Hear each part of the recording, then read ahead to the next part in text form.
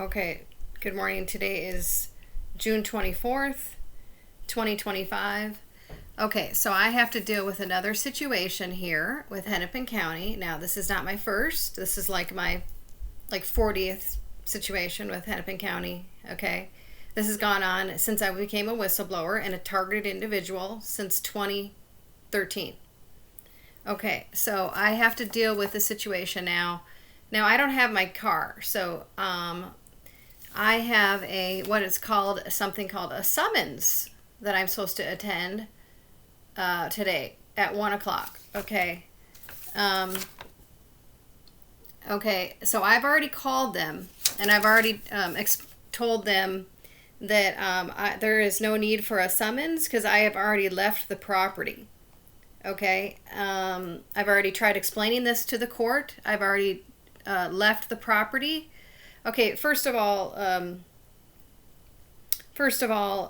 was a guest. I already looked up the law, and I had this conversation with the court already. I said I was never a renter. I was a guest. Okay, John wanted me there. John told me he was taking off to go check on his property, and then I was just there taking in the mail. I did the lawn work.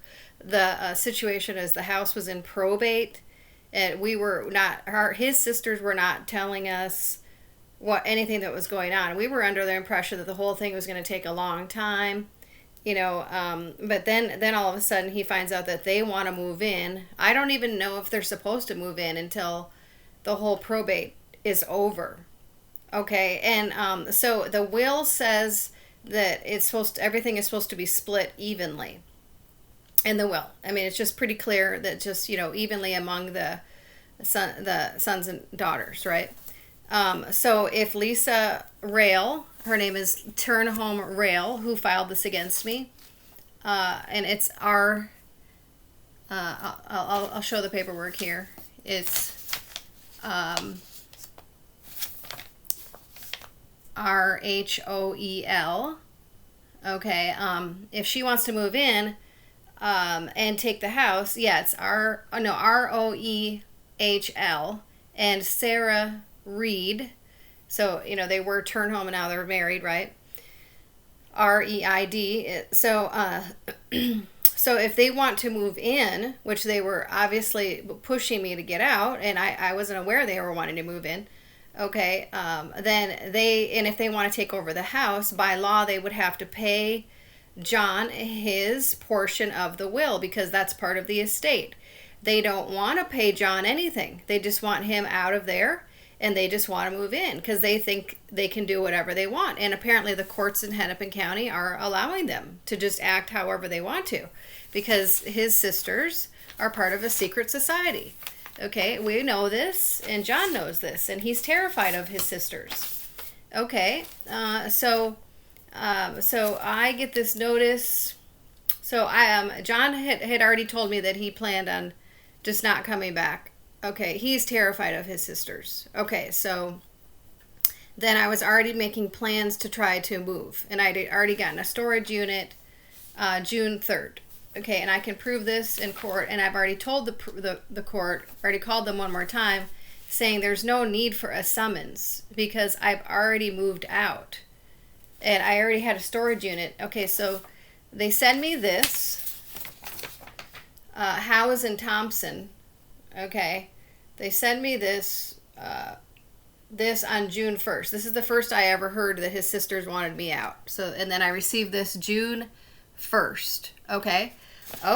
Well, now it's official. You want me out. John wanted me there.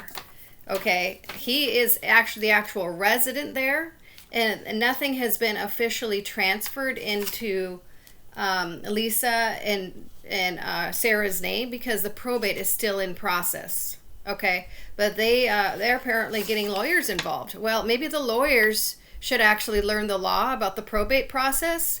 Second of all, maybe you should look at the addendum that they made up. That's a false addendum. So I saw the original will. Okay, there's the original will that says, we just want it split 3 ways, and John has the official power of attorney. Okay, then there's a final paper. Okay, it's not notarized. It's not it's not witnessed. And it says that after Nancy's death, that Lisa and Sarah are the arbiters of the will. It's not notarized. It's not witnessed. That is not a real addendum. There's no lawyer like here. There's no lawyer letterhead. Nothing. It was literally like written up by them personally that they made up out of their ass. Okay, and you got a lawyer that's looking at this. This lawyer is taking it seriously and making them the arbiters. Maybe you should look at the fake addendum lawyers. I'm just going to expose your dumbasses, okay?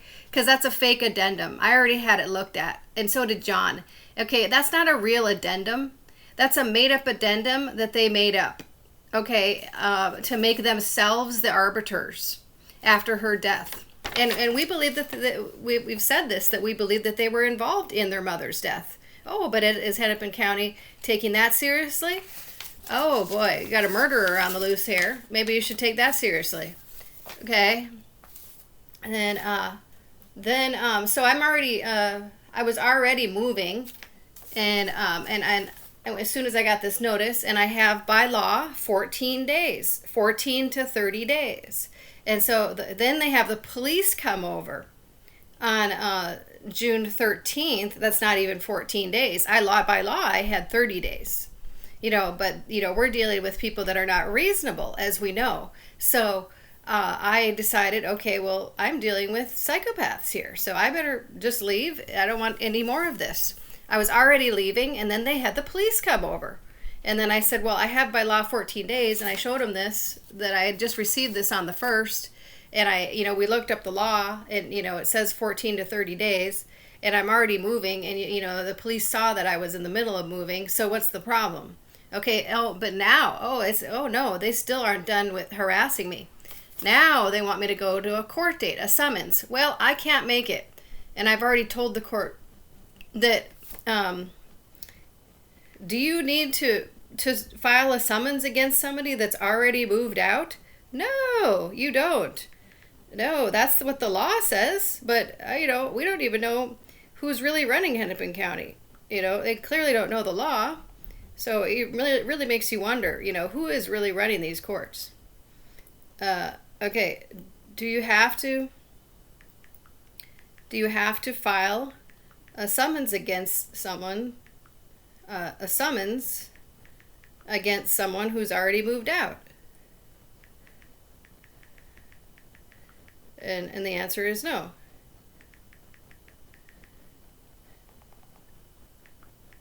And they want, you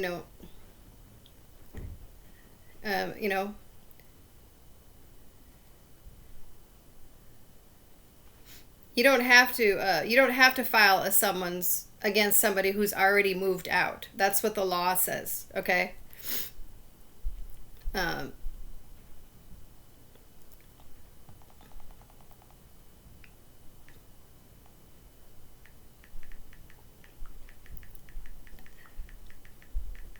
I've already moved out.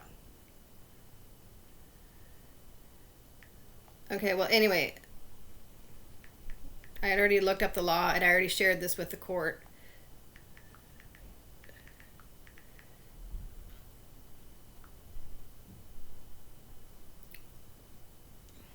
Okay, anyway.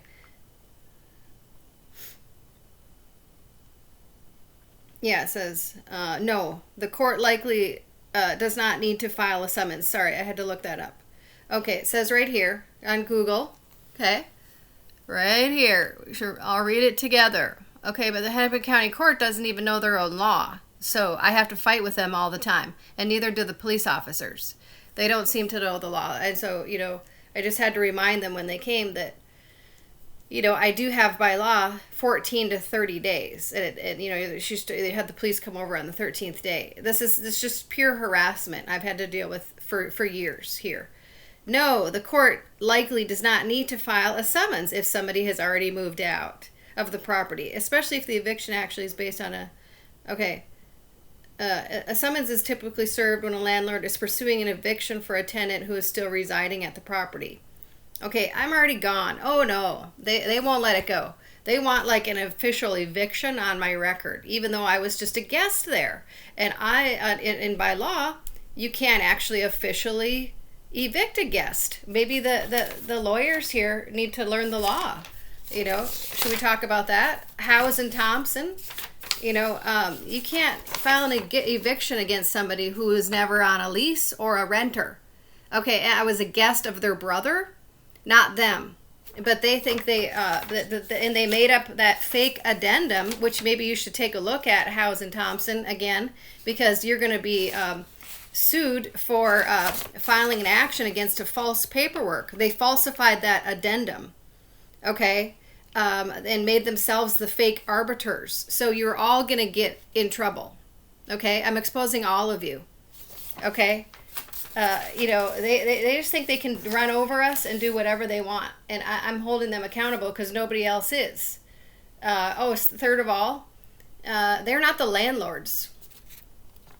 Your landlord has filed an eviction against you. I've never been evicted from anywhere in my entire life. I was a guest of their brother. And they think they can just walk all over John, Oh, the landlord has filed an eviction against you. First of all, they're not the landlords, and their names are not on the estate yet, Hennepin County.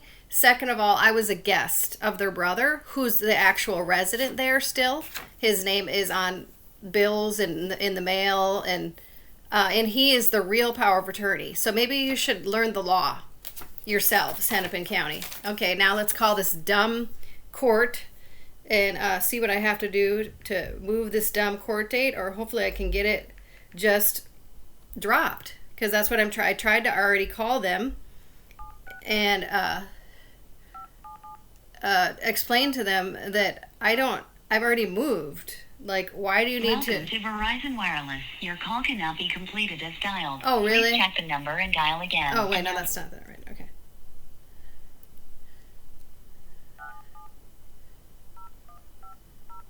Okay. This is the number I'm supposed to call. Hennepin County.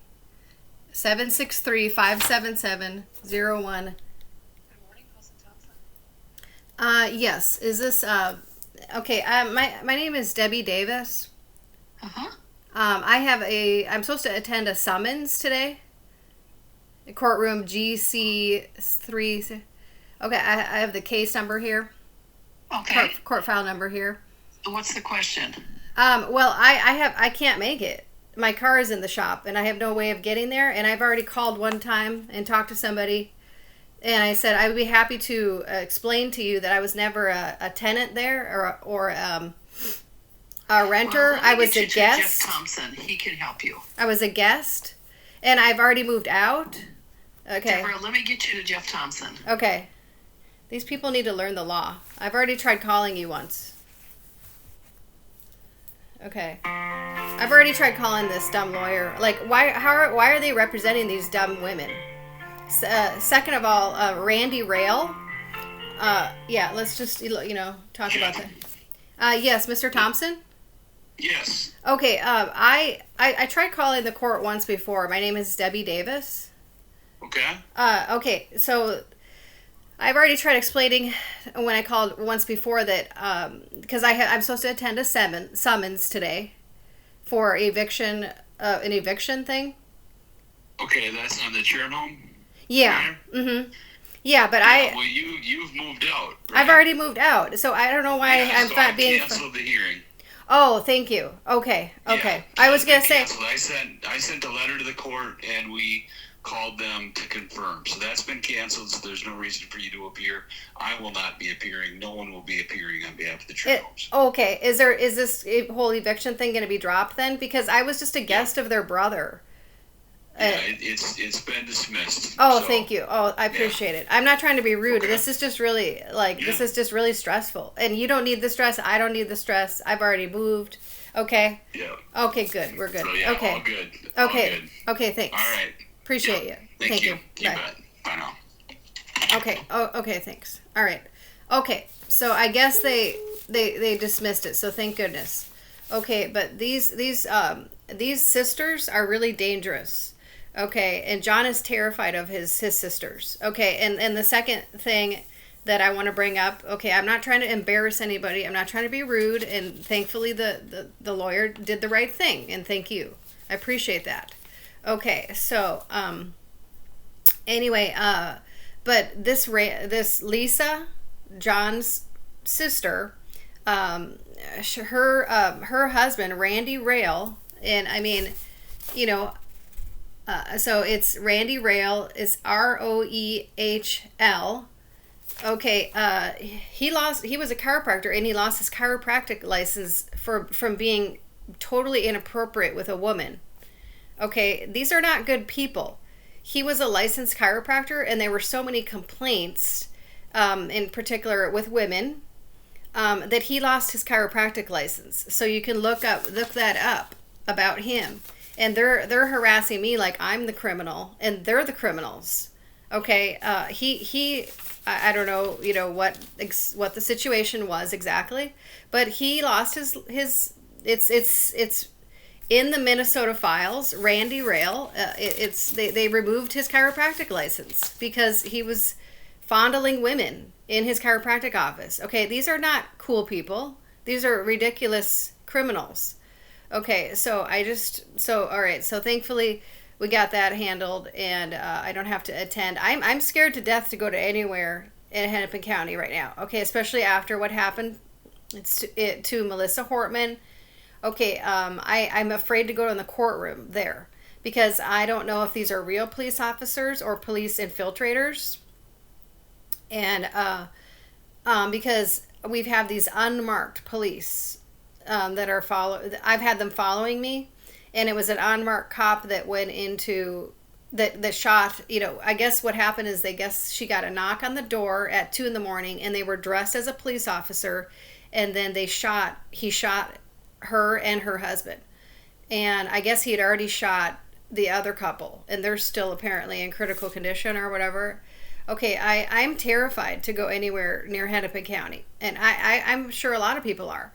We don't know, like when you go to the court, they have the police in the courtroom and everything, and you're in there, and a lot of times there's been times in the past where it was just me and the police and the judge, and like not a single other person in the room, because I was targeted and they were just doing all kinds of nasty games with me in the courtroom, and I'm on this targeted list, and so I'm afraid for my life, to be honest, to very honest, to go anywhere near those courts. Okay, and I think I have every right to be afraid. There are police officers that have infiltrated, and there are CIA people that have infiltrated the police here. Okay, so we don't know if we're dealing with real sheriffs or sheriffs that are infiltrated by the CIA. Okay, a lot of the police, there are some regular police and some decent police that hate me because they think I hate all the police. No, I'm telling you the truth. You've been infiltrated by the CIA. You might have a partner that's CIA, and you yourself, as a regular police officer, could be in danger from this person that has infiltrated. Okay, so I'm trying to warn everybody. There are CIA infiltrators, and even the good cops are in danger. Okay, so I'm trying to just be honest. We have infiltrators that are pretending to be cops, and they apparently have got the gear and everything from the CIA, and some of them are driving regular cop vehicles, and some of them are driving these unmarked vehicles, and it's terrifying. It's a terrifying experience here. It's heartbreaking what happened to Melissa Hortman. So if you haven't heard, it's all over the news here. This Melissa Hortman, she was a Speaker of the House, and her husband are dead now. It was a infiltrator who was pretending to be a cop, and I guess he knocked on her door at 2 a.m, and she thought it was a real cop and opened the door and he shot her. Okay, and then there's two other people. I don't remember what their positions were, but they're in critical condition.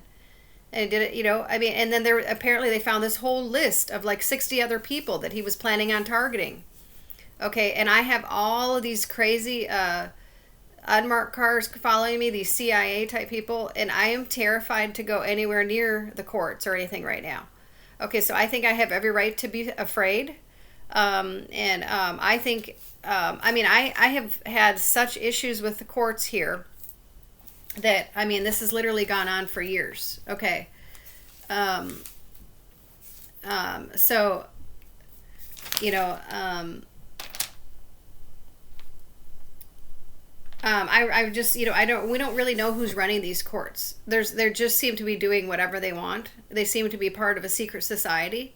I mean, come on. We all know. I mean, we know by now that a lot of judges and a lot of police are part of secret societies. Okay, so you just, you're loyal to your secret society, not the Constitution. And that's the problem that I have. Okay, and especially when you're on a targeted list where that I am, that, like goes all the way up to the CIA, I don't get a fair court date. I haven't gotten a fair court date in 13 years because I've been on this list. And then they have these, they put in these judges that actually work for the CIA. And so I don't get fair court dates. So it's not like I already know that the odds are against me because I'm on this targeted list. And so it's not, it's just so stressful, and it's such a battle. And on top of it, when I was getting pulled over in the past, like this went on for years, literally it was like every week I was being pulled over. I would see somebody behind me and they would say, "Oh, she didn't put your turn signal on," or something.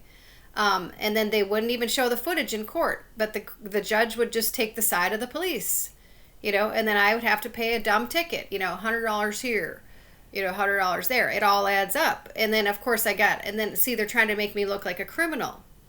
Okay, and it was my word against the police, and a lot of times the judge would just take the police's side, even though they wouldn't even show the footage. They had no footage.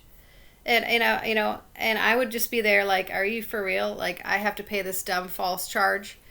And you might think nothing of it, but it all adds up. It started adding up, and it was every week I was being pulled over. Okay, and so this is police harassment, and so I mean, this went on for me for years. And then on top of it, and then John is the one who told me. He's like, I see this pattern. He was witness. He had to pick me up from some court, some jail one time or something. And he's like, you need to fight this because otherwise this is going to be on your record and it'll affect like jobs and certainly, and it did. I couldn't, certain jobs, I'd have this like list of all these petty like dumb traffic things, and it did look bad for some jobs. Okay, and that's their goal. And so, but I mean, so then I would fight it. And so then the first thing you do in court, right, you say, do you wish to plead guilty or not guilty? And so I would plead not guilty, but then there would be another court date set. And so there'd be 2 or 3 court dates before something would be dismissed. So and then I would have to get off work if I was working.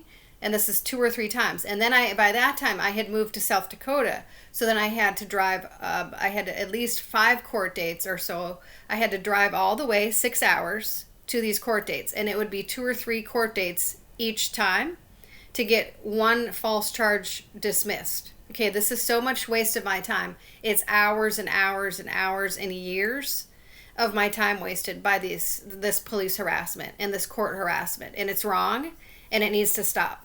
So I hope that my story is dramatic enough, and I mean, I've served my country for all these years, and you can't do this to people.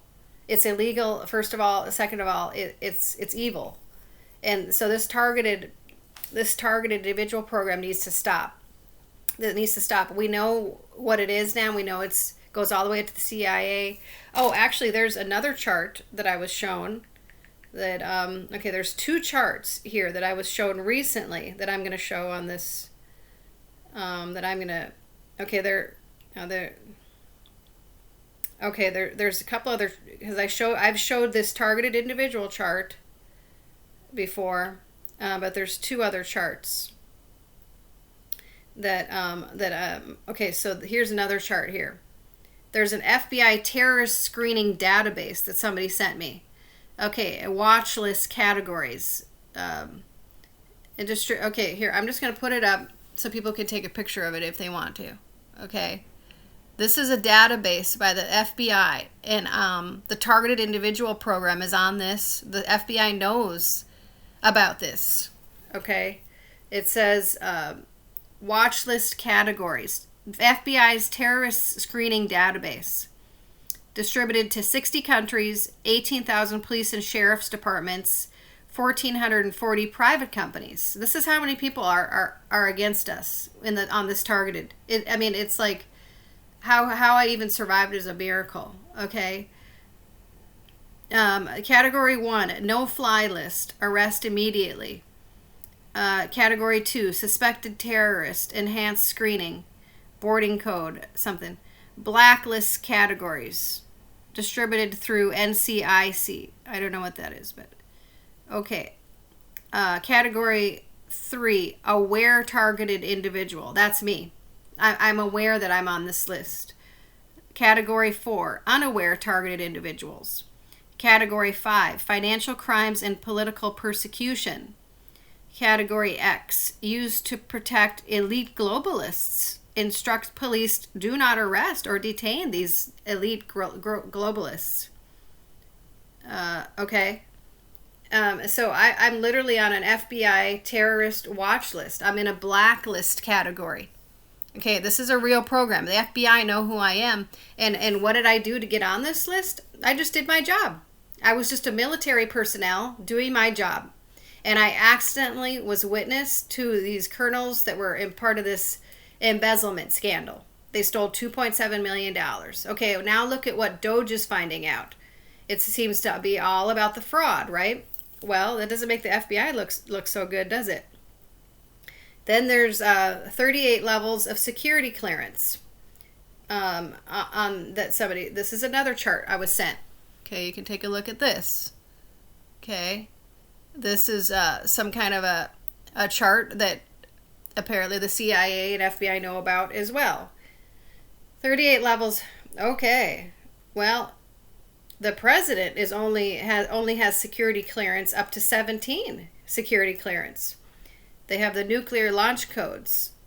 Under the president is SAP example, Lockheed F-35 program, AFRL weapons program, SAP Northrop B-21 bomber program. Okay, now level 27, unknown. Okay, level 30, U.S. military troops in orbit, violating the 1967 Outer Space Treaty. Okay, so I don't know, is there military that are doing something wrong in space that know about some, I don't know what that is. I don't know. Okay, 31, triad. Okay, 30 was orbit. 31 is triad. Illegal treaty between U.S. military and other groups. 32 is cosmos, unknown. 33 is astral, extra-dimensional travel. 34 is stellar, solar warden program, U.S. Navy in interstellar travel. 35, ultra, code for MK Ultra, targeted individual program. So my security clearance of that's apparently how dangerous I am is a level 35. That's how targeted I am. I'm even more targeted than the President of the United States. Okay? This is how they treat a targeted individual. Anybody who reports fraud, this is how dangerous apparently we are. You know, and here we are. I'm an innocent veteran, and I'm on some list that's more targeted than the President of the United States. Does that seem like it's legitimate to you? Hell no. Okay, 36, Luna, U.S. military bases on Moon, violating the 1967 Outer Space Treaty. 37, Cosmic, supervisory access to all USAPs. 38, Majestic, MJ-12 committee. Okay, so this is how high this stuff goes. This is another chart that the FBI knows about this. The CIA knows about this. So now you know about it. These charts that exist, and so I mean, there's no way that I can fight this alone. And and when I go to court, the odds are already against me. I know this. I've learned this. So I mean, we just need to work together as countries. And there's another, and this extends all the way to other countries. There's there's databases targeted people all over Europe. It's called a TIDE database. Okay, so this is the deep state. This is the deep state. This targeted individual program is run by the deep state. So we need to work together as countries and as people against this program, because this is all of our enemies, all of the regular people, regular patriots. That this is who the deep state is. Okay, so anyway, at least I don't have to deal with that today. I got out of there. I didn't do anything to these people. I've been John's friend for years, since we were 16. I didn't really know his sisters very well, but I was just trying to help him out while he was taking care of his mom, and then his mom passed. He wanted me there just to take in the mail and do the lawn and stuff like that, which I did. And but his sisters were just nasty as crap. They were just so nasty. And so I was glad I got out of there. I didn't take anything that was part of the estate. I just took my stuff that I came in with and my stuff that I left with. I didn't do anything illegal. So, and I was never a renter. I was a guest. So anyway, hopefully I won't hear anything about this again. And, and John doesn't want anything to do with his family. He's terrified of them. But, if they want to move into the house, they have to pay him his portion if they want the house. And he's fine with them moving into the house. He's got his own house. He wasn't able to check on it for 5 years because he was the full-time caregiver of his dad and then his mom. But they want to move in. But if they want to actually own it, then, by law, they have to pay him his percentage of the estate. And that's it. But they don't want to pay him anything. They just want to harass him to death. Well, somebody has to hold these people accountable. I don't know who that's going to be, but somebody has to. Okay. Thank you.